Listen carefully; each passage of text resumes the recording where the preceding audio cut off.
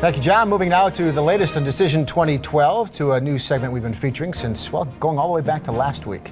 Here at NBC3 News. Social media, its impact on the upcoming election. Tonight, we're joined again by SU iSchool professor Anthony Rotolo, who's fresh off an exciting night of monitoring the debate with your election class, and boy, what a night to be involved in this. You know, I mean, it's incredible.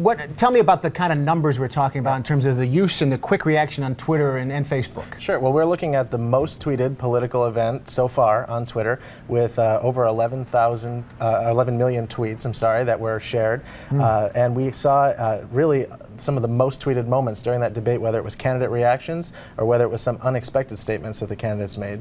You mentioned Big Bird in that, and he had a big role in that as well. He sure did. We're looking at pictures of Big Bird. Of course, we know what he looks like, but look at these just amusing little things that all of a sudden start to pop up on Twitter. There's actually a name for these. They're called memes? Yes, these are called memes. They're cultural moments that capture the attention of the internet, and internet users take their own spin on it, usually with pictures.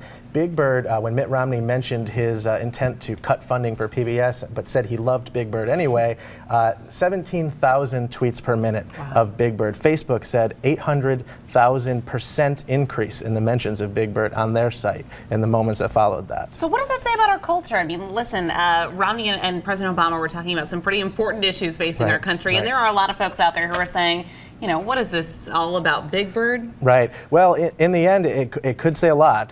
Certainly, it overshadowed some of the issues. Mitt Romney's lapel pin was another. There's a little insignia on it, and there was a lot of discussion online about what that was. Meanwhile, the candidates were talking about Medicare and Social Security and some very important things. So, in the end, perhaps a flat debate performance for maybe both candidates, with Mitt Romney, if you ask Twitter, coming out ahead as the winner of that debate. But I also think that it gives it's the instant feedback. You know, it's like having the focus group of 20 or 30 people in one room, but it's a national basis, or you could break it down in other ways too. And it really, even with Romney coming out as strong as he did in those opening minutes, that quickly was apparent that people were seeing that as they responded, wasn't it? Sure, and that conversation continues online. It gets perpetuated that, you know, he's up, Obama's falling a little flat. But there was one study that took a look at taking the candidates' names and looking for tweets that had the word win or winner in them. And in the end, they found about 50,000 tweets that said Mitt Romney had won the debate, only about 29,000 that said the president had won. Do we have a sense as to who these people are that are so involved in the election when it comes to social media?